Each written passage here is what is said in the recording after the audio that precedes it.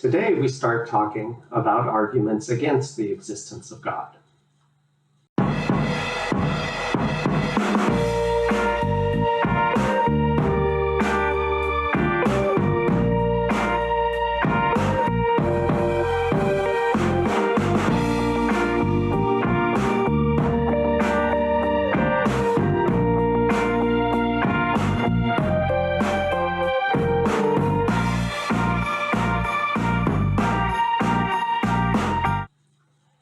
Three main arguments that we will be looking at regarding problems for the existence of God, problems for the thesis that there is a God, are the problems of hell, hiddenness, and evil.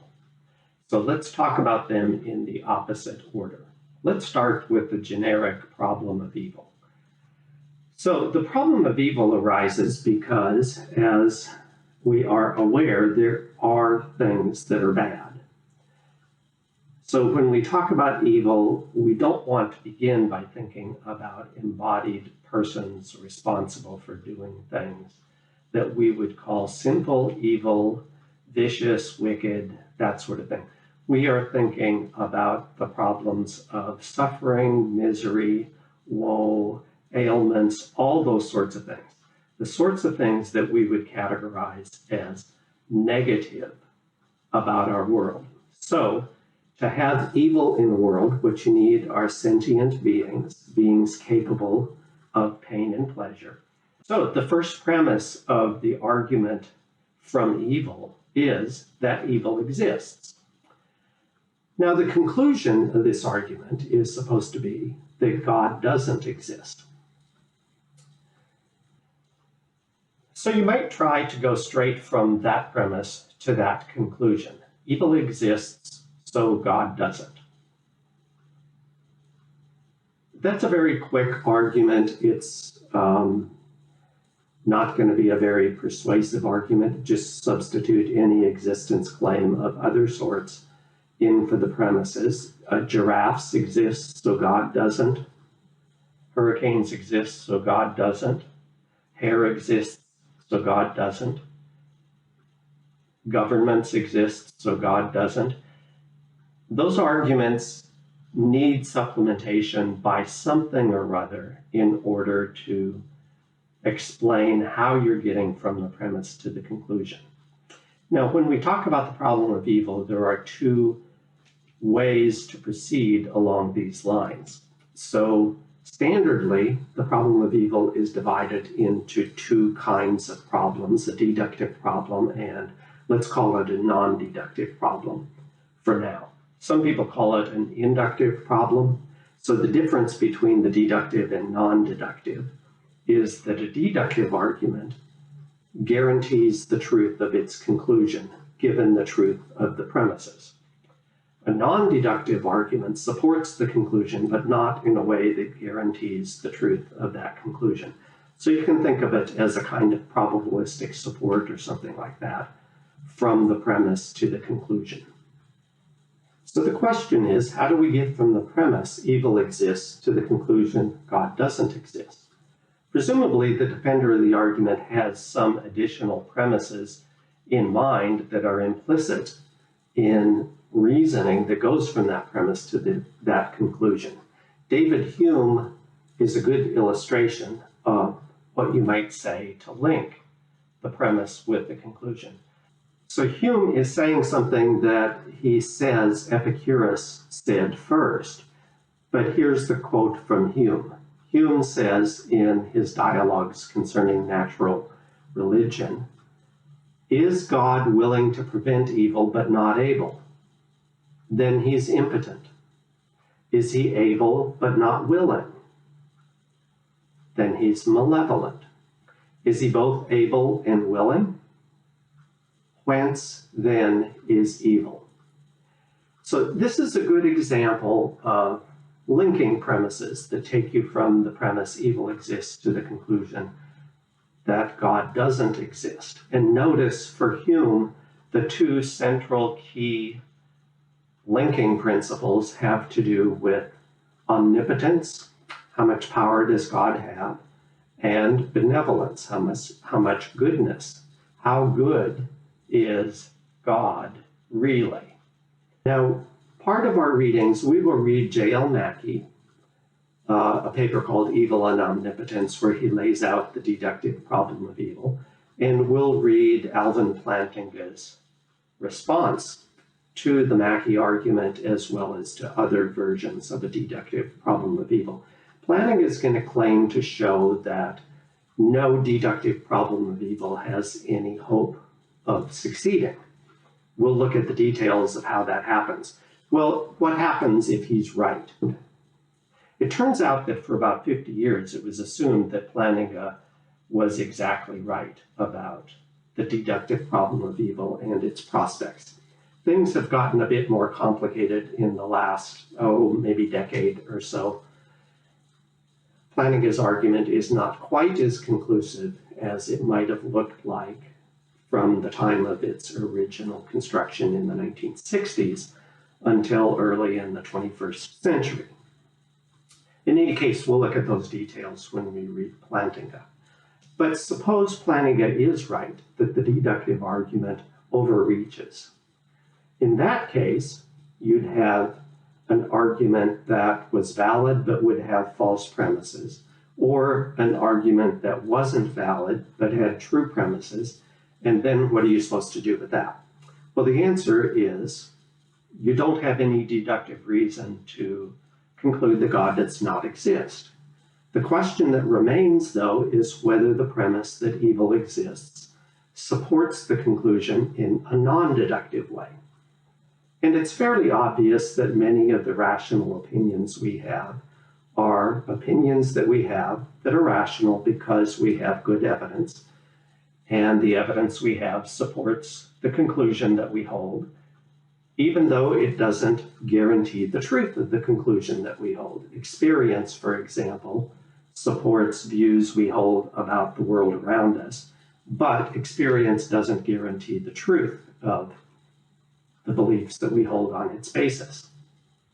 And the same is true about the reasoning connections that we use, where we go from some of our beliefs to other of our beliefs.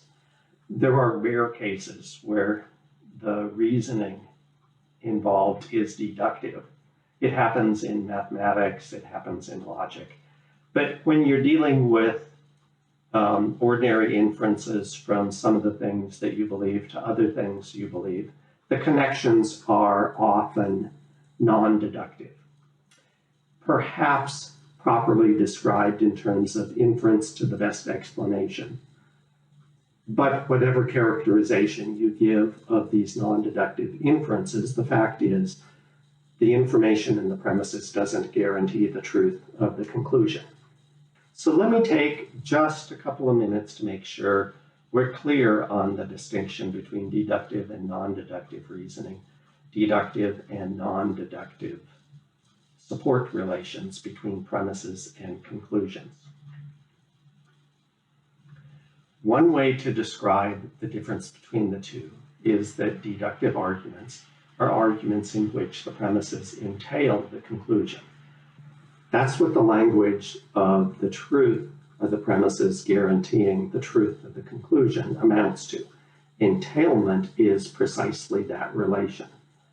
Non-entailing relations perhaps are probabilistic ones. So sometimes probabilistic versus entailing relations is the way in which the distinction between non-deductive and deductive arguments is characterized. Another way in which it's characterized is in terms of the difference between monotonic and non-monotonic reasoning. Now, the language of monotonicity is most at home in computer science and engineering. It's also at home in music departments, but that's a completely different matter. But it does give us a clue as to what monotonic reasoning is. If you're a monotone singer, you're not going to make the choir, probably. And we'll all be glad that you're not part of the choir because you sing the same note no matter what. That provides a clue to what monotonic reasoning is. When you have a monotonic connection between premises and conclusion, it's a connection that simply never changes, never goes away. No matter what information you add to the premises, you still get that supports relation from the new set of premises to the same conclusion that your original premises supported. That's why it's called monotonic. It simply doesn't change under any circumstances whatsoever. Most of our reasoning in ordinary life, however, is not like that. Most of our reasoning is sometimes called defeasible reasoning. You can have good evidence that your favorite coffee shop is going to be open this morning. It's a Monday morning, for example. The coffee shop has regularly posted hours that they're open Monday through Friday at 5 a.m. That gives you good evidence that the coffee shop will be open. But it's not evidence that guarantees the truth of that claim, because you might learn other things. The local health department might have issued a health warning of certain sorts, saying certain kinds of businesses that are not essential need to be shut down and not be open for business today. Okay, that's additional evidence. That information, together with the data that you have about regularly posted hours for your favorite coffee shop, together don't support the conclusion that your coffee shop will be open this morning. That's the way defeasible reasoning works. That's the way non-monotonic inferences function. The truth of the premise supports the conclusion, but in a way that can change, can be undermined by further learning. What happens if Flanagan is correct that deductive arguments are a lost cause? Well, nothing exactly follows from that about the rationality of believing in God in the face of the presence of evil. Because even if evil, the existence of evil doesn't entail the non-existence of God, it might provide other kinds of support for it. Now, the worry here from evil, when you're talking about non-deductive arguments, is whether the presence of evil provides support for various epistemically normative judgments about theistic belief. So among the epistemic normativity concepts are concepts like rationality, warrant, justification, rational entitlement, lots of different ways of describing this. Sometimes you're rationally entitled to an opinion. Sometimes your view of the matter is rational. Sometimes it's justified. Sometimes it's warranted. All of these are ways of normatively characterizing your belief. And when there is a proper normative characterization of such a belief or attitude or claim, presumably there's some information available that provides the basis or ground for that normative assessment. Now, in the case of arguments from evil, that ground would have to function as a premise of an argument. Now, we'll come back to the question of the relationship between arguments for a conclusion and grounds or bases for that conclusion. Maybe it's the same thing, maybe it's different, but we'll come back to that question after we look at the arguments from evil, both deductive and non-deductive.